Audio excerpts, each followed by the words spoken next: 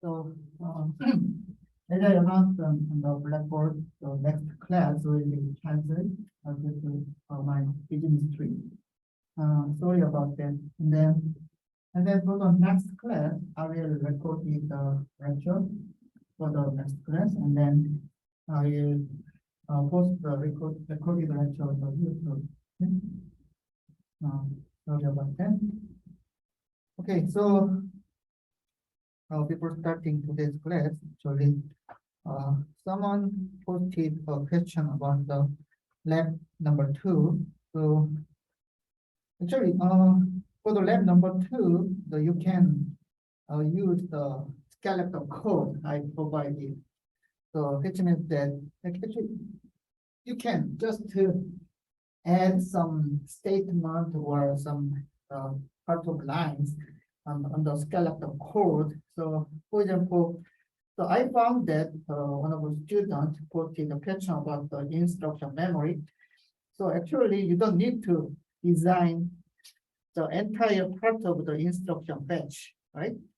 So actually the skeleton code of the instruction memory is mapped to the only this block, that is instruction memory. So and then you can find that. So you can find the program counter and then add for the program counter here, but you don't need to add this part. So actually for the lab number 2, you can just design the inside of the instruction memory. So which means you can just use the skeleton code as itself. So you don't need to modify. So you can just add some line or some statement inside of the skeleton code. Okay, so you don't need to design this outside part of the program counter. Okay, so actually in the previous class we learned about the fundamental knowledge about the pipeline design. And then also the important part of the previous class is the hazard. Okay, so you need to understand the definition of the hazard, and then also you need to remember the causes, the reasons of hazard. So there are 3 kinds of hazard, which are very important, critical for the performance of the processor architecture. So the structure hazard, data hazard, and control hazard. So hazard will represent some events that cause waste of clock cycle. So which means that when you learning about the performance of the computer processor, so I explained that we assume, so we expect that every clock cycle, the processor can execute an instruction, a single instruction. That's our assumption. So that's why the execution time is the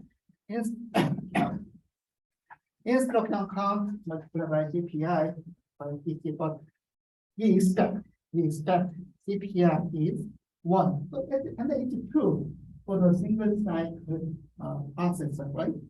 The CPI of the single cycle processor is 1, but I explained that when we use the single cycle processor, the single cycle processor has very low critical path, so PC is very large.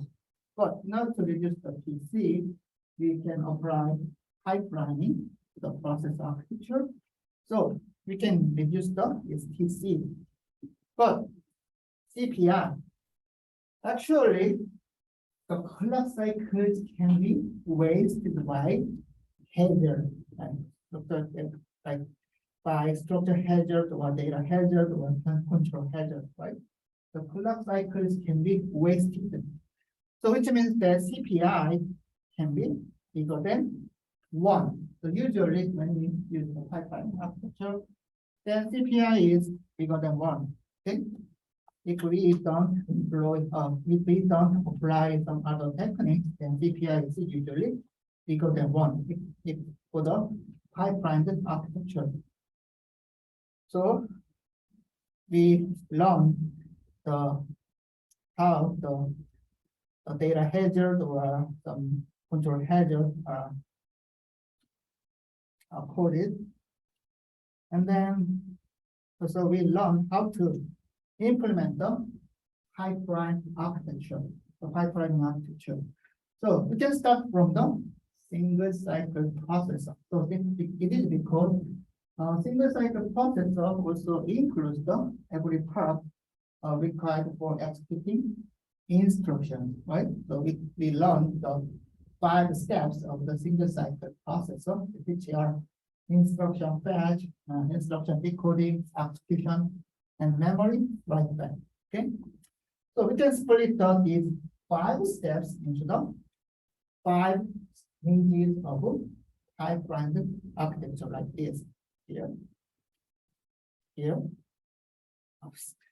here, here, here, here. Also, and then I also explained that not to implement the 5-stage pipeline architecture, then we require pipelining registers. So actually, I explained that the registers are basically flip-flops. So it means the clock signals is connected to the clock ports of the is flip-flop. So which means that input. So if you see the this,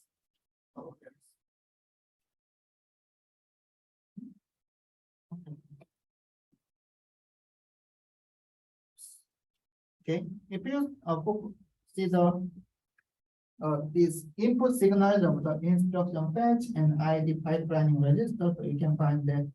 So there are 2 input signals, right? So one of the inputs is PC, the program counter, the output of the program counter, which is the current program counter, and then also outputs from instruction memory, which is instruction. So as you can see, these signals are given to these instruction fetch and ID instruction decoding pipeline register, and then at the rising edge of the clock, then these signals are sampled. So sampled means that the values of these signals are updated to the outputs of this pipelining register, right? When at the rising edge of the clock. So for the next clock, so within the for the next clock, these values are delivered to the next stage. The next stage is the instruction decoding stage. So which means that these signals are given to the data path element. So for example, register 5. So these signals are delivered to the inputs of this data path element. For example, register 5 in the ID stage, right? And then, so as I explained, these are hardware elements, so which means that hardware elements have delays. So after some delays, outputs are generated from the hardware element. Then also, these output signals are sampled at the rising edge of the clock, but it's the rising edge of the next clock, right? And then signals are delivered to the execution stage, the next stage, right? So basically, these are deep flip-flop, and then as I explained, the deep flip-flop sample the input signals at the rising edge of the clock, and then these input signals are updated to the output of these deep flip-flop. So pipelining can be implemented like this. Okay, okay, it's simple, right? So basically, you can start from the single cycle process architecture. Then you know to implement the pipelining, then you can just insert the deep flip-flops, the pipelining register between 2 different steps, 2 neighbor steps actually. So which means that we can insert pipeline register between instruction fetch and then instruction decoding stages, right? That's it. Then how signals flow through the stages of pipelining architecture. Okay. So let us assume that the load instruction is executed in this processor, pipelining processor. So it's a load word. So the first step, the first stage of this pipeline processor is the instruction fetch. Also, we learned about the instruction fetch step of the single cycle processor. Actually, the processing is the same. So the PC and the PC generate the current PC, value. The current PC of the load instruction, and then this PC is given to the address port of the instruction memory, and what is generated from this instruction memory. An instruction, right? Instruction. The instruction is here. Actually, this instruction is the load word. We assume that the load word is executed in this processor, and then the output of this instruction fetch stage is the instruction and PC. So as I mentioned, the program counter.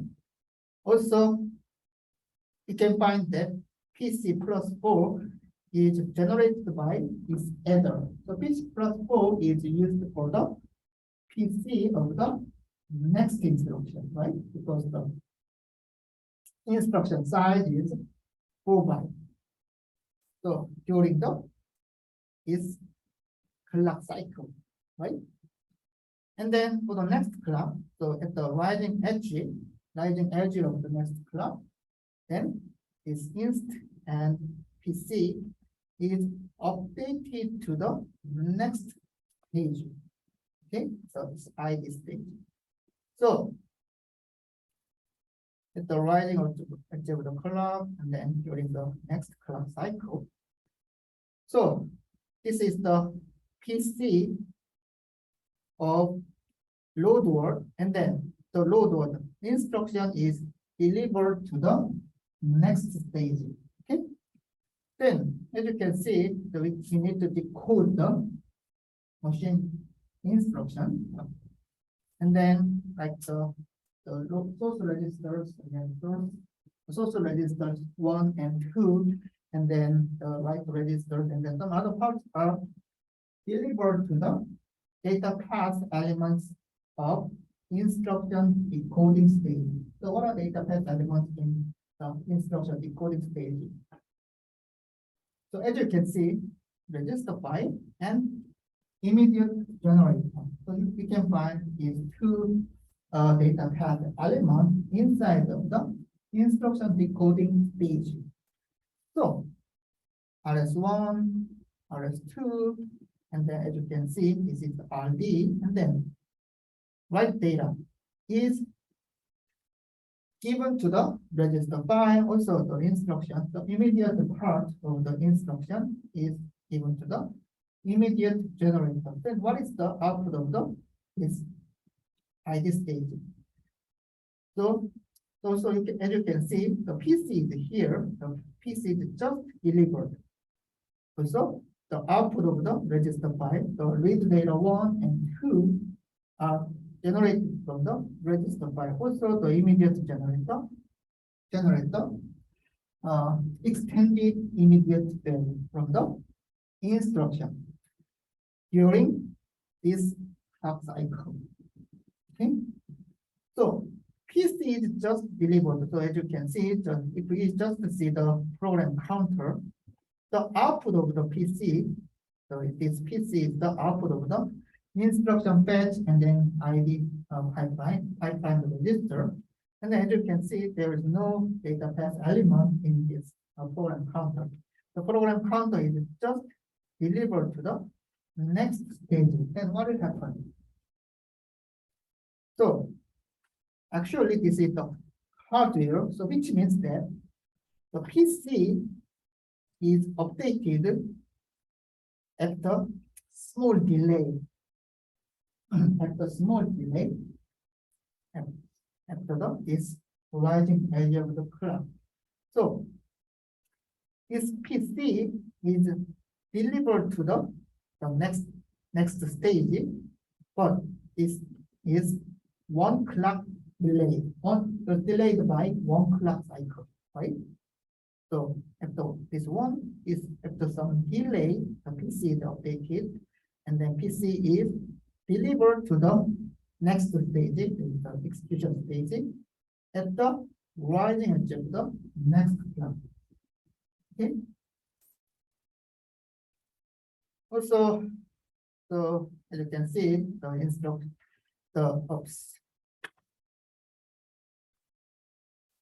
the register data, and then so the immediate data is delivered to the instruction execution stage, the EX stage, and then also PC is delivered to this EX stage. So this PC is required for branch instruction actually, load instruction, but so actually this process of needs to execute the branch instruction. It's why this PC is delivered to the next stage again and again. So if we just focus on the load order instruction, then you know that the output of this register file, read data 1 and 2 are also delivered at the rising edge of the clock, and then it is executed by ALU. So actually this is the load instruction, so address is generated. So output of the ALU, so ALU result, and then also ALU generate the zero flag. And then also, as you can see, so this data is delivered to the right data. Actually, this path is required for store work, not load work. But so during this EX stage, results are generated from the ALU, and then some signals are delivered to the this pipelining register, so EX and memory pipeline register, and then also updated to the next stage. The next stage is the memory. So in the memory stage, this is the load instruction. So load instruction accesses data memory with the address, okay, at the right end. So this address is calculated by ALU, and then at the rising edge of the clock, this address is delivered to the memory stage, and then using this address, the load instruction accesses data memory. Then we can get the result from the data memory. And then write back stage. So as you can see, this data, the output of the data memory is given to the memory and write back pipeline register, and this data is delivered to the next stage. Is the write back stage. So you can find here. So during the write back stage, which operation is performed? So if you see the load instruction, the load instruction are X1, X2, and immediate. So actually, the load instruction has the RD, is the destination register, and then using the result of the load instruction is stored to the register file indexed by RD, destination register number. So as you can see, this is the result of load instruction, right? So if the load instruction is executed, then you know the selection signal for this MUX is 1. So this path is selected. So this is the result of the. So this is the result of the load instruction, right? So as you can see, so this result is delivered to the right data port of the register file. So this is the thing to the single cycle processor, right? But so if we see that this figure, you can find that, oh, right register number. So this is the RD. So this is the result. And this is the RD. Then what's the problem? The problem is that timing of RD and timing of result of load instruction are different. What does that mean? So when the load instruction is executed, if this load instruction is executed, the RD of this load instruction is the 1, the register number 1.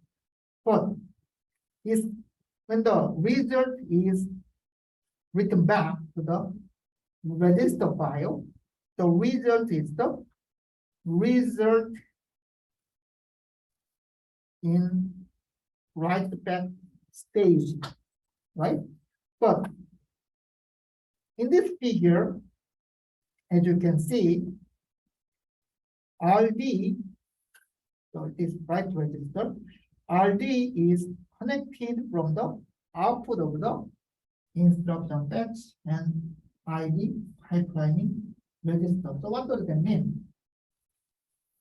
This RD is the RD in ID stage.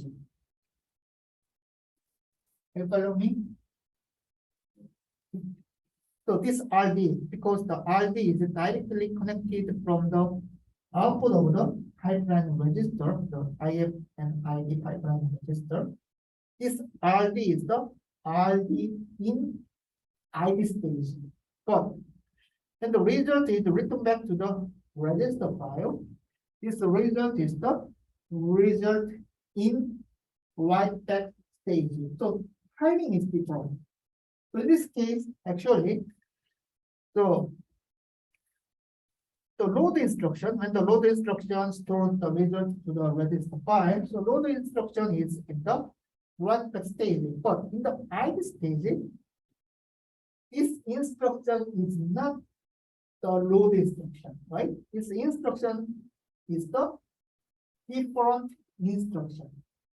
Okay, so which means that RD is not a RD of load instruction, and that's the problem. If we use the default destination register number, then the result will be stored in the different register, which will generate the incorrect result. Okay, so how can we dive into this problem? So we can just make the destination register is matched to the result of the load instruction. So which means that we need to observe the timing of the RD. How can we observe the timing of the RD? So which means that RD should be RD of write back stage. Okay, how? It's a simple actually. So this is the RD. So here, this is the RD. Okay, so as you can see, RD is also delivered to the next stage. Okay, so if you see this figure, so you can find that. So this is the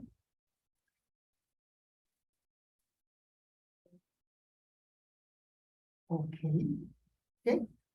So instead of, so if you focus on this part, instead of connecting RD to the register, right register port directly instead. Okay. Here, as you can see, RD is delivered to the ID EX pipelining register. So what does it mean? As I explained, is RD is the RD in ID staging.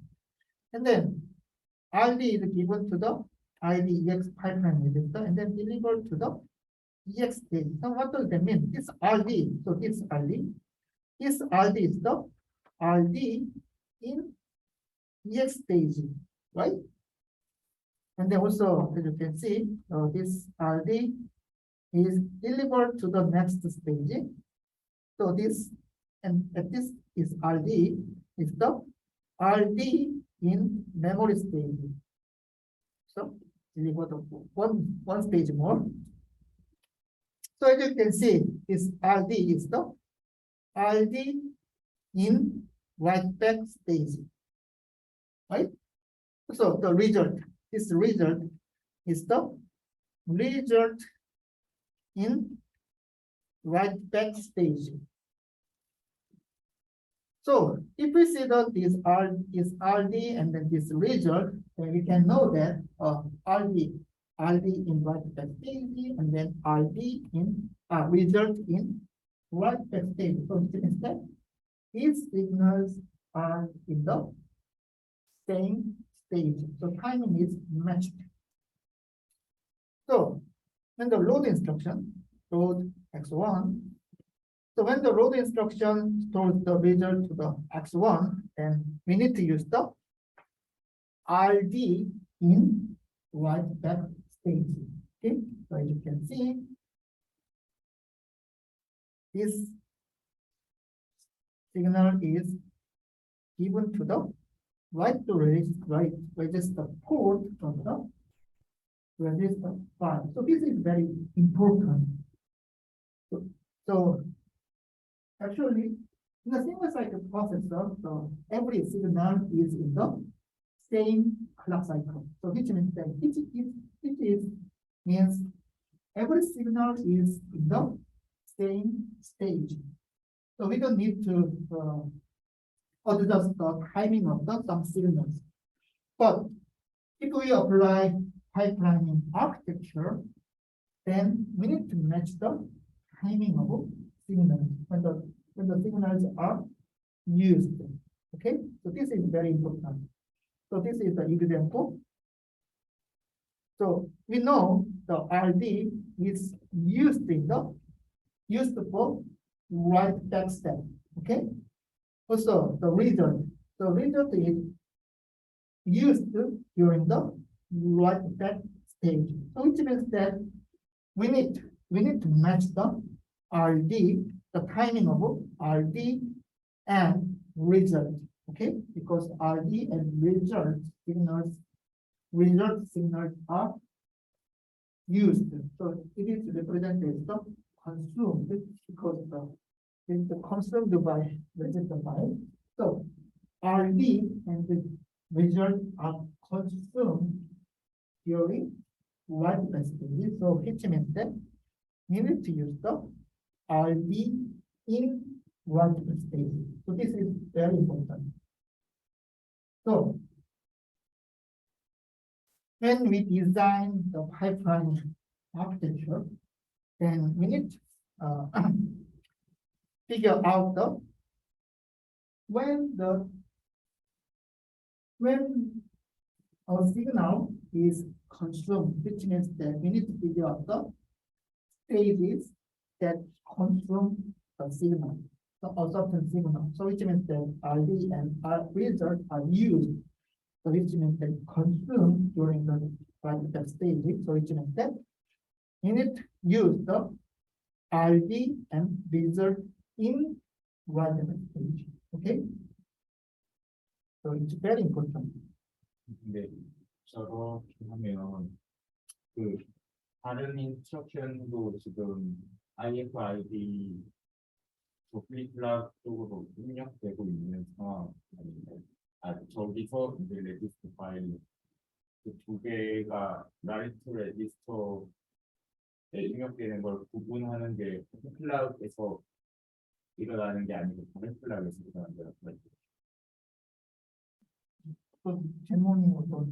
그러니까 지금 라이트 레지스터 포트를 기존에 있던 거랑 다르게 연결했는데, 그렇죠. 네, 근데 지금 클락이 돌아가면서 다른 인스트럭션도 그 뒤에 있는 인스트럭션도 레지스터 파일로 입력되고 있는 중일 텐데, 그렇죠. 네, 근데 그 포트를 두 개를 따로 듣는 거예요. 그거는 so his question is that so as you can see the right register is so we use the right ID. The ID is given to the right register port, right? In the right backstage. And then so also the register is also used by other instructions in the ID state, right? 그렇죠?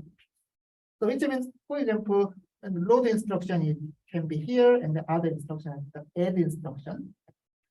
X1, X2, X3 can be here, right? And then this is the load word X1. So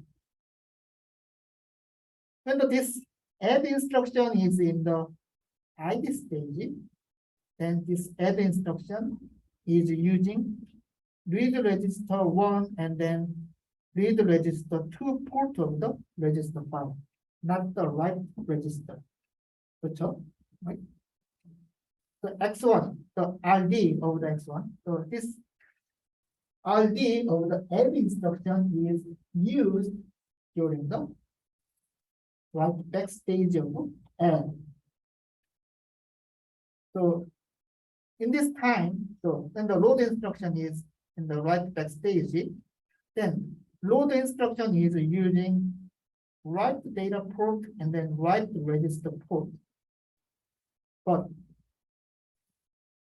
load instruction does not use RS1, read register 1 and read register 2 port. Read register 1 and read register 2 port are used by adding in the ID state. Actually, the some instructions in the ID state. Okay? 컨트롤 시그널도 따로 필플러그로 고정해서 그렇죠. 네. 이거는 이제 계속 설명할 겁니다. Okay. So which means that when the add instruction is in the write back stage, then this write register port and write data port are used by add instruction. Okay. So because the register file is used in the ID stage and write back stage, but the ports of the registers are separated. So in the ID stage, an instruction uses input ports, so read register 1 and read register 2 port of the register file. And then when the instruction is in the write back stage, write register and the write data ports of the register file are used by instruction in write back stage. Okay? So we need to distinguish this. Okay? So it's a good question. Okay, so we can explain the behavior of other instruction in the pipeline register. For example, the store instruction and store instruction can also use the AAU and then some other signals about the EX stage. But if we just focus on the store instruction, and as you can see, the store instruction X1, X2. So instruction X1, X2, and immediate.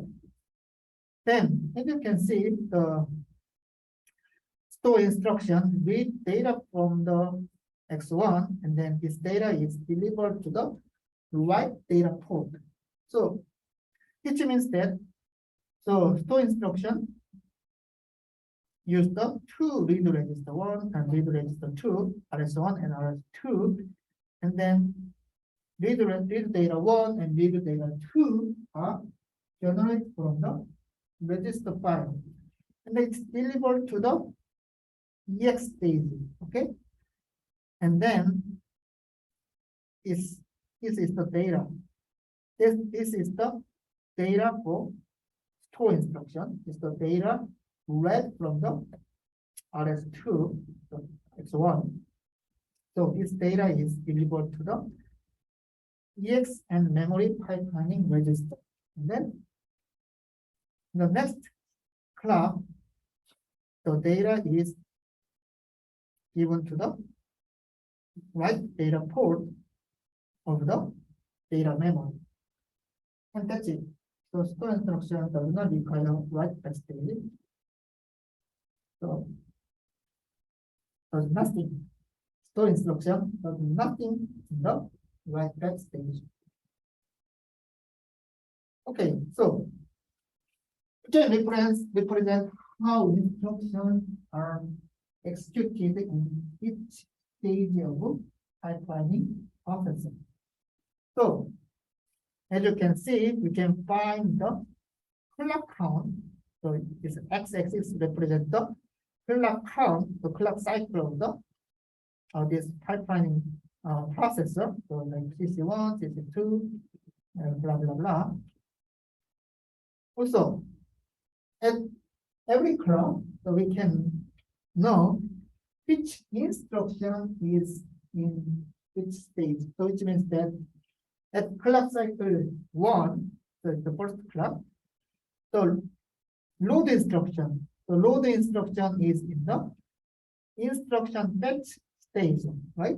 So the instruction fetch step is performed for this load instruction. And then let's say next clock, this clock cycle number 2, load instruction is propagated to the next stage, is the ID stage. The load instruction is in the ID stage of pipeline processor. Okay, and then at the same clock cycle, this processor can receive next instruction. So what is the next instruction? The next instruction is the sub instruction. So sub instruction is in the instruction fetch stage. Okay. And then the next clock cycle, CC3, the load instruction in the ID stage is propagated to the EX stage. So here, EX stage. And then sub is in the ID stage, so it's also propagated.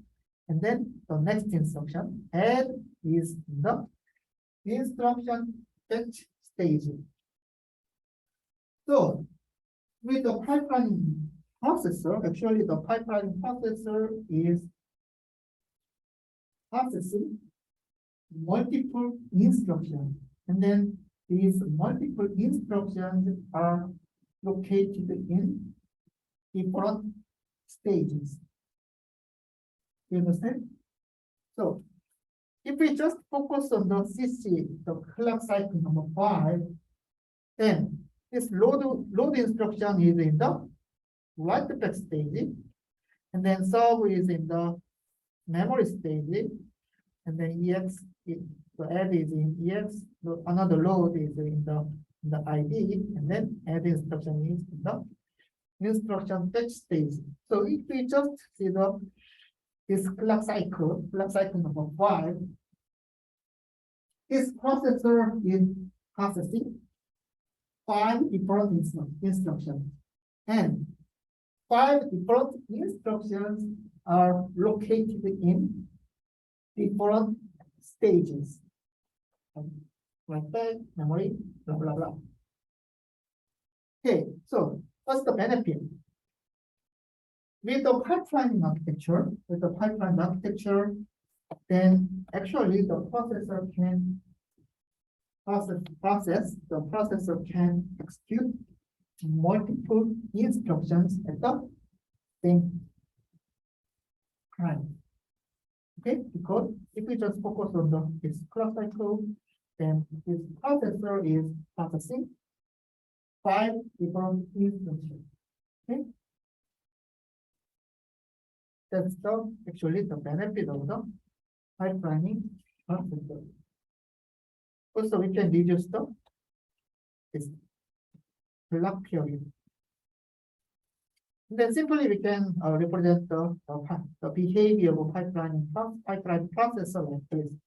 So load word is the fetch ID is here, and then memory is like that. And we actually in exam or assignment I use the this form. Okay. Okay. So it's simple. So, and then if we just focus on the single cycle as I explained, then we can find that multiple instructions are located in the different stages like this. Okay. So in this example, the load is here, sub is here, add is here, so another load, and then another add is here. So the processor is performing, the processor is processing different instructions, the different stages. Okay. And then let's focus on the control. Okay. Let's focus on the control signals of pipeline architecture. So actually, so in order to connect the control signals of this data path element, so you need to remember that if a certain signal is consumed at a certain stage of the pipeline processor, then we need to observe the timing of this control signal, also this signal. So I will repeat. We need to adjust the timing of the signal if signal is consumed at a certain stage. So for example, if a certain signal is consumed, is used in the EX stage, then we need to use a signal in EX stage. Okay. So what does that mean? So for example, this is the read data 1. So because this read data is generated in the ID stage, then this read data 1 is the R data 1 in ID stage. Okay. But what is this signal? So this is the same read data, but it's not same, right? Because this is the R data in EX stage. So read the data in EX stage because through the pipeline register, R data 1 is sampled and then R data 1 is propagated to the next stage. Okay. So R data in ID stage is different from the R data 1 in EX stage because the timing is different.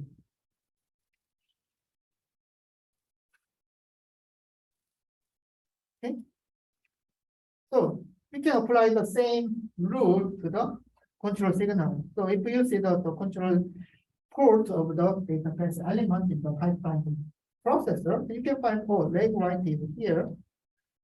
Okay, and then ALU source is here, ALOP is here, and where is the branch? Branch is here, then right is here, then read is here, then to reg is here. Then, in order to connect the control signal, then we need to know the timing of this signal when the signal is used. So what does it mean? For example, ALU source. When is ALU source used? So ALU source is here. So when is this ALU source consumed, used? Execution, right? Because ALU source is used to select the ALU input from these two signals, while on instruction is in the EX stage. Okay, so ALU source is used in the EX stage. So what does it mean? We need to use for this control signal. So we need to use the ALU source in EX stage, which means, so actually the control unit is here. The control unit is in the ID stage. When the instruction is coded, the control signals are also generated. So which means that if this is the ID stage, the instruction decoding. So when the instruction is decoded, then we can create control signals. So the CU is the control unit. And then control signals are generated in ID stage. But we need to know that these control signals are control signals in ID stage. Understand? So when these signals are generated, these control signals are control signals in ID stage. But as I explained, ALU source is required when an instruction is in the EX stage. So which means that we need to use the ALU source in EX stage. Then how can you generate? It's simple. So this is the ALU source. And this ALU source is the ALU source in ID stage. And in order to create the ALU source in EX stage, and we can propagate the ALU source control signal through the pipelining register. So it's ALU source is delivered via pipelining register. So which means that we can use the ALU source in EX stage. We can apply the same rule to the other control signals. So for example, mem write and mem read control signals are used while an instruction is in the memory stage, which means that we need to use the mem write or mem read in memory stage. How? You can just propagate the mem read and mem write through this pipeline register and then this pipelining register. Okay. How about the reg write?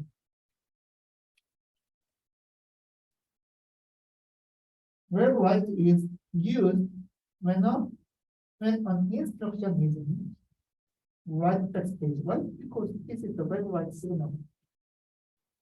Like X1, X2, X3. So what does that mean? We need to use the reg write signal in write back stage. Because reg write is used when an instruction is in write back stage. Okay. So we can design the pipeline, the control unit of the pipeline processor like this. So as I mentioned, the control unit is in the ID stage, right? So when the instruction is coded, then control unit creates the control signal. And then as you can see, some control signals are used in the EX stage, and then some control signals are used in memory stage, and then some control signals are used in write back stage. So we can propagate these control signals to the pipelining register. So if control signals are used in EX stage, then these control signals are propagated until the EX stage. So here, oops.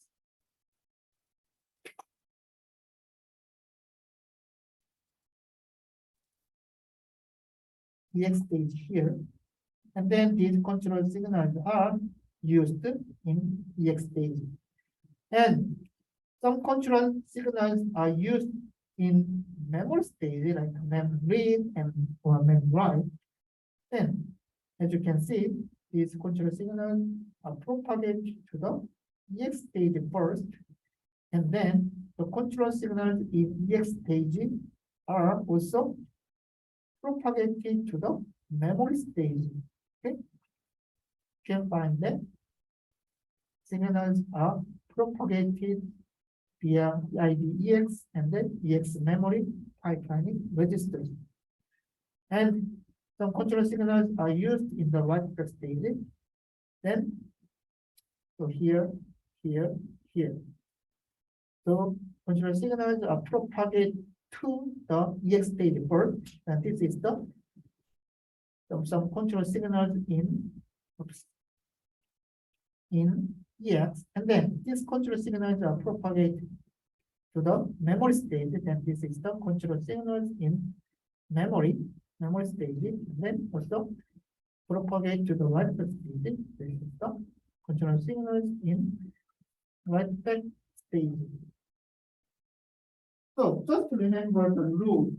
So the rule is that if we use a certain signal in a certain stage of the pipeline register, then we need to observe the timing of this signal. So for example, if a certain signal is used in the memory stage, then we need to observe the timing of this signal by propagating signal through the pipelining registers. Okay, so we can generate a certain signal in memory stage by propagating signal until the memory stage, and then we can use this signal. So this is the completed pipeline control unit. So it's a little bit complex. So compared to the single cycle processor, some connections, signal connections, and then some design is a little bit more difficult because we need to adjust the timing of signals. So as you can see, leg right. So if we see focus of the leg right, so we know the leg right is used in the write back stage. So here, here, here, and then this leg right in the write back stage. This is the red right in write back. So this signal is connected to the leg right port of the register file. Okay, the same rule.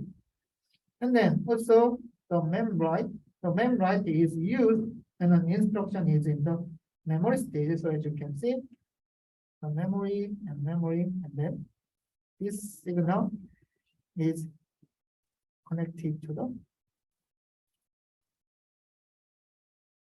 mem write port of the data memory. So we can apply the same policy to the different signals. Understand? So timing is very critical. So we need to observe the timing of the signals when we design the pipeline process. Okay.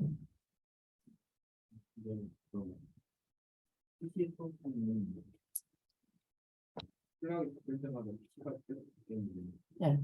브랜치 인스트럭션 같은 경우는 일단 아무것도 안 하는 기반이 있어야 되고 아무것도 안 하는 기반이 생겼죠. 타겟 PC로 넘어가야 하는 거는 바로 바뀔 수가 없으니까 그렇죠. 텀이 있어야 될 것 같은데 텀이 있죠. 근데 이 다이어그램만 보면 PC가 항상 바뀌게 되는 것 같아요. 네, 맞습니다. branch에서 so he asked about the branch instruction. So as you can see, the branch PC source. So PC source is connected to the selection port of this multiplexer. And then why do we use the PC source? Because when the branch is taken, so which means that if the condition of a branch instruction is true, then branch should be taken. Then we need to change the source of this program counter. So usually the branch is not taken, the PC is the PC plus 4 is not taken. But if the branch is taken, then PC is the PC plus 5. So this is the target of the branch instruction. PC plus immediate multiplied by 2 actually. So, but so when the branch is reserved, my question is that when the branch is when is the branch reserved? So we need to check the condition of the branch. If the BQ is executed, then we need to check BQ x1 and x2. Then we need to use the ALU to compare the two values from the register file, right? So which means that when this branch instruction uses ALU, then this branch instruction is in the EX stage, right? And then if this condition is true, then which means that 0 becomes 1. And then as you can see, the 0 is also propagated to the memory stage, so which is 1. Also, because this AND gate is in the memory stage, then the branch control signal is also propagated to the memory stage. So we use the branch in memory stage. It's control signal. What does it mean?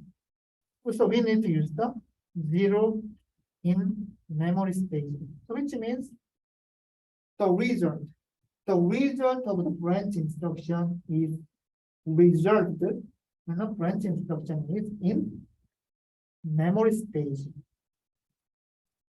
일단 우리가 branch instruction 결과는 branch가 memory stage 있을 때 알 수 있어요.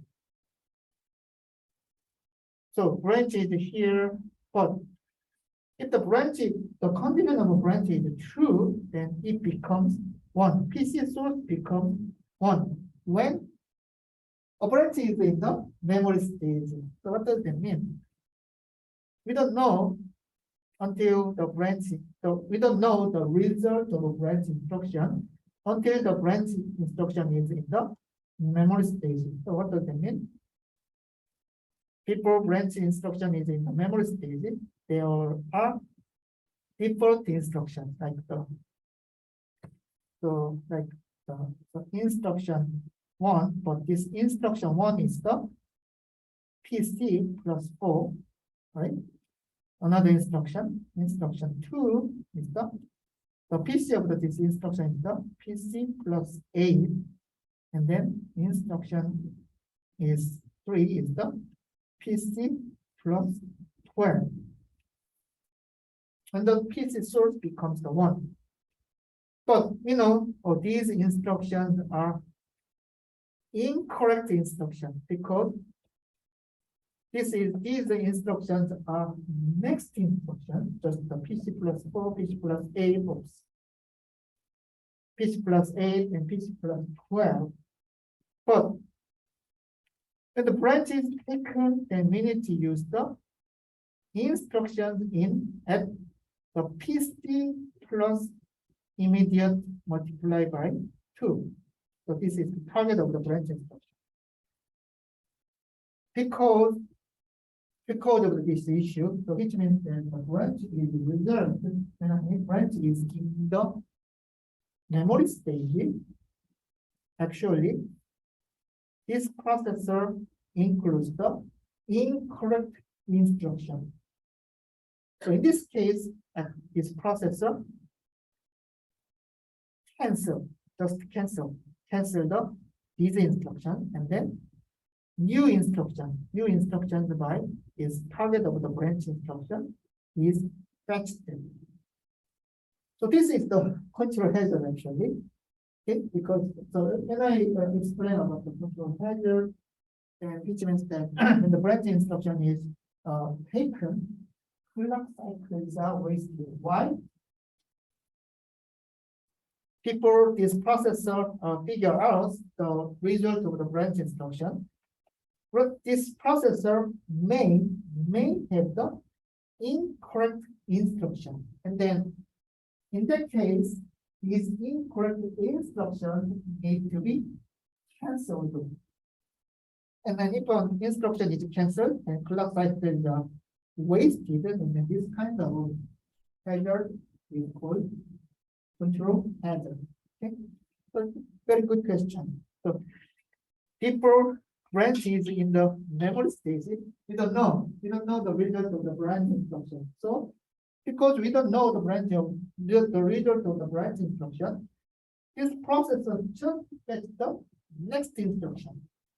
But if the branch is taken, these instructions are incorrect, so we need to cancel these instructions. Okay, so PC source is reserved when a branch instruction. So PC source is determined when a branch instruction is in the memory state. That's right. But before that, we don't know. This process does not know the correct instruction, but just fetch the next instruction. And if these instructions are incorrect, then just cancel these instructions. It's also very tricky operation, tricky behavior of the pipeline architecture, pipeline processor. That's a good question. Okay. Then let's see how this pipeline processor handles the data hazard. So what is the data hazard? Data hazards are caused by data dependencies. Add x1, x2, x3, and then add x4, x1, x5. So you can find data dependencies between these two instructions, and then we know the data hazards are caused by these data dependencies between different two instructions. So this is the example. It's a very bad situation. So as you can see, so x2 is generated by the solve instruction. And as you know, as you can see, the result of the solve instruction is consumed by n or add and sd. So you can find the data dependency between here, and also here and here. So when I explain about the data hazard, then we can reduce data hazard using data forwarding. Okay. But we also learned that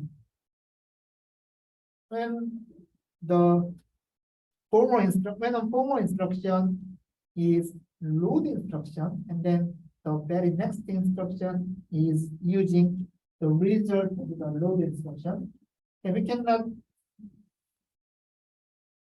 avoid data hazard.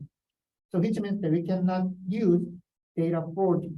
So this kind of hazard is called the load use hazard.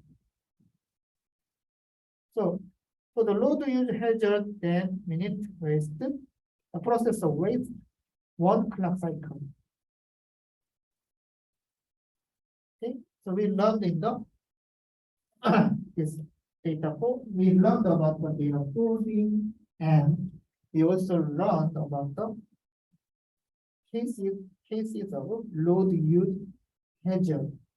So which means that pipeline processor needs to support data forwarding, also needs to support this case load use hazard. Okay, how? So we learn how to solve the data hazard in the pipeline processor.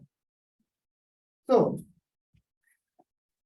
this is the same instruction, so solve and or add and store. So as you can see here, so and the sub instruction is here and the end instruction is here. So you need to know when the result of a formal instruction is generated, and then when this result is consumed. So first you need to know that when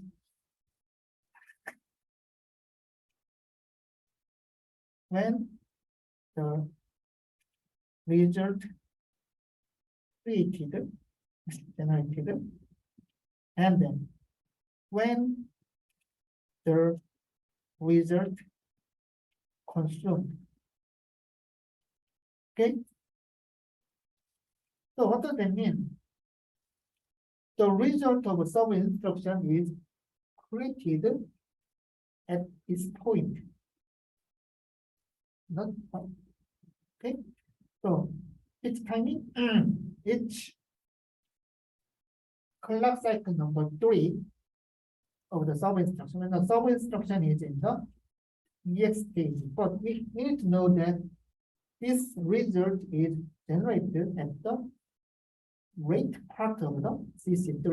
Okay, so is the clock period. Then so we can know that because of the delay of the ALU, then the result is generated at this timing, the rate part of the clock cycle. At this time.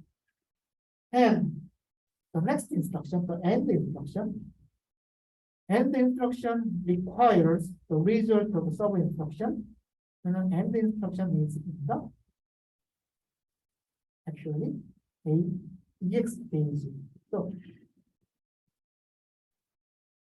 even though this end instruction need to read the X2 when the end instruction is in the idle stage, because the register is red and the instruction is in the idle stage. But with the data forwarding, so this is data forwarding. So actually, end instruction requires data when an end instruction is in the EX stage. Why? Because the end operation is done by ALU, and then ALU is in the EX stage. So what does that mean? This end instruction actually consume this result, and an end instruction is in the EX stage. So this data can be forwarded. Okay, so the OR instruction. So in the OR instruction also requires data is X2 at this point. Okay. And where is the data?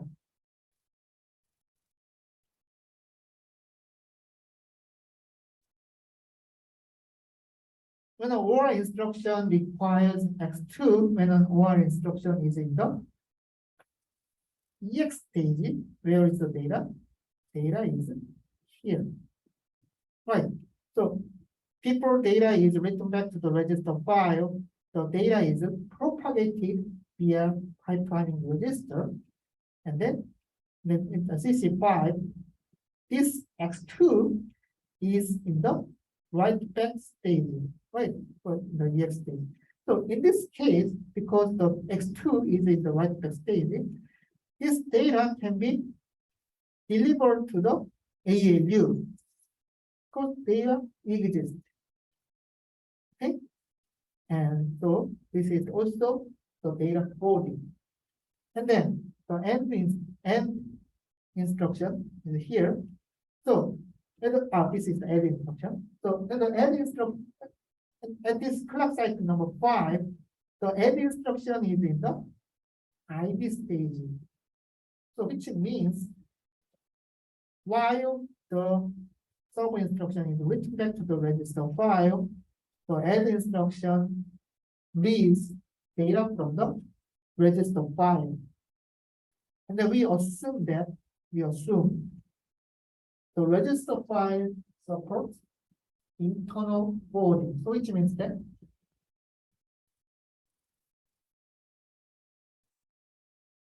at clock cycle number 5, X2 is being written back to the register file. And then also the add is reading the data from the register file. So you know that actually the data is in the early part of the CC5, the clock cycle.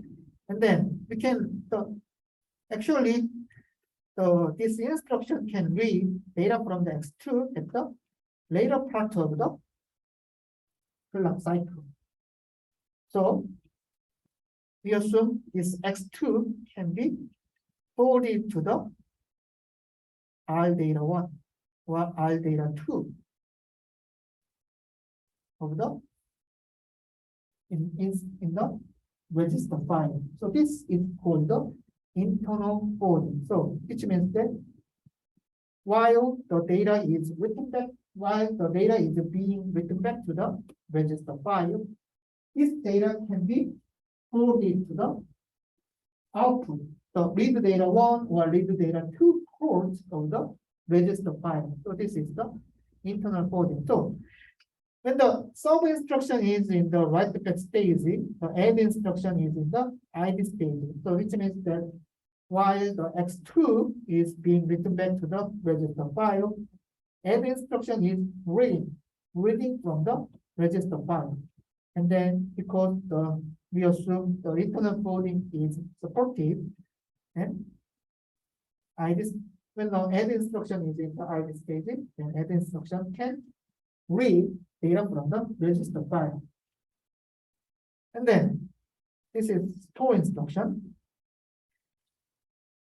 For the store instruction, the data is already written back to the register file. So which means the store instruction can read data from the register file.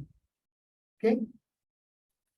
Because the data was already written back to the register file. So in order to support the data forwarding, then we need to design the data forwarding path in the pipeline processor. Which path? So we need to design forwarding path from inside from the memory stage to the input of the ALU, because the data forwarding is required. So actually the data forwarding is required at the input of ALU. So which means the data is forwarded to the input of ALU. Okay. So we need to implement the forwarding path from the memory stage to the input of the ALU. Also, need to implement the forwarding path from the write back stage to the input of the ALU. Okay. We need to support this forwarding and then this forwarding. It's a data forwarding, and we need to support the internal forwarding inside of register file. Okay, so for the data forwarding,